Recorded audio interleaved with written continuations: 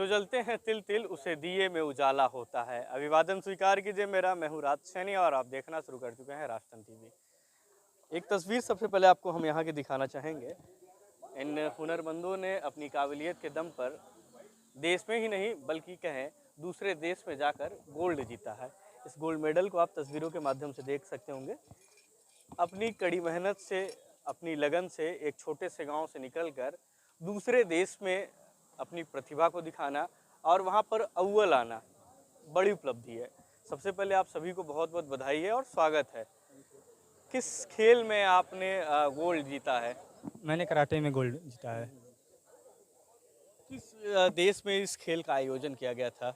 ये नेपाल में हो रहा था। ये चैंपियनशिप जो रहा है वो नेपाल काठमांडू में हो रहा था।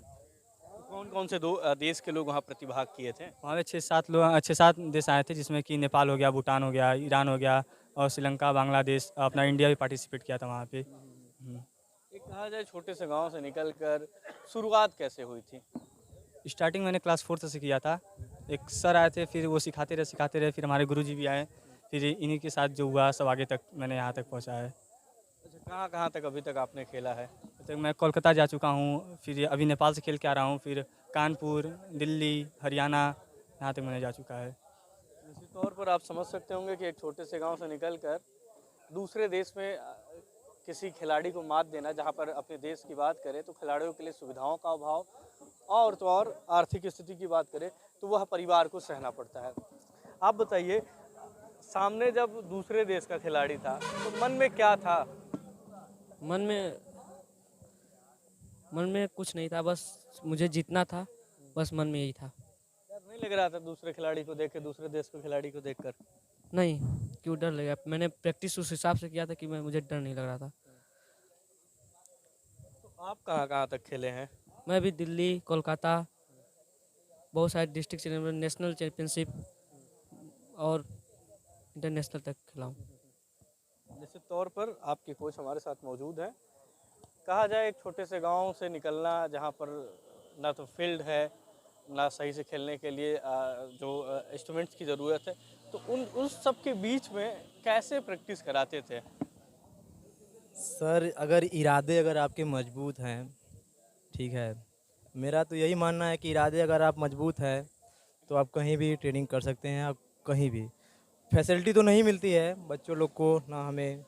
हम लोग जैसे कि फैसिलिटी के लिए जैसे कि मैट वगैरह की ज़रूरत होती है, तो मैट वगैरह नहीं है, हम लोग ज़मीन पे ही प्रैक्टिस करते हैं, मिट्टी पे ही प्रैक्टिस करते हैं। आज मिट्टी का ही देन है कि आज हम लोग ने इंटरनेशनल में गोल्ड मेडल मारा। तो ये बोलते हैं कि अपनी मिट्टी में बहुत ताकत होती है। आज वे रंग लाई है और ये हम लोग के लिए बहुत प्राउड की बात है। हम लोग देश का नाम रोशन किए हैं। कहा जाए परिवार के लोग भी जल्दी भेजते नहीं होंगे, क्या है कराटे में, पढ़ाई कराओ, पढ़ो लिखो, इतना समय क्यों दे रहे हो? तो मोटिवेट भी तो करना होता होगा कि भाई बच्चे का मन है तो भेजिए ना। इससे भी देश में जो एक बड़ा नाम है या देश के लिए गोल्ड मेडल जीता जा सकता है। पहले तो स्टार्टिंग में जो मेरी फैमिली है मुझे सपोर्ट उतना नहीं कर रही थी, क्योंकि पहले कराटे मतलब कि एक ये था सर कि मतलब कराटे सेल्फ डिफेंस के लिए या लड़ाई के लिए, अपना सुरक्षा के लिए था। लेकिन आज के समय में कराटे स्पोर्ट्स हो गया है, हर स्कूल में, हर हर कॉलेज में, और हर कराटे से वैकेंसी भी अब मिलने लगी है। जैसे कि डिफेंस में CRPF, ITBP, आर्मी, सब में वैकेंसी भी निकली है, तो निकलती है। तो इससे अब कराटे बहुत तेज़ी से औरों गेम की तरह बहुत आगे से विकसित कर रहा है। तो फिर आप भी वहाँ पर फाइट किए थे, तो आपके सामने कौन से देश के खिलाड़ी थे? सर, मैं खिलाड़ी का भूमिका निभाते हुए, कोच का भी भूमिका निभाते हुए, मैं सीनियर टॉप 60 में, 18+ में, -60 में मैंने गोल्ड मेडल जीता। और फिर अपने एज कैटेगरी में भी गोल्ड मेडल जीता। और पूरे ऑल ओपन चैम्पियनशिप बोलते हैं, ओपन फाइट, मतलब उसमें आप किसी भी वेट का, किसी भी एज का फाइटर आएगा, उससे आपको लड़ना होगा, और जो फाइनल जीतेगा वो ओपन चैम्पियन कहलाएगा। तो सर, मैंने मेडल जीता, और उस पूरे गेम का बेस्ट प्लेयर का भी मुझे किताब मिला।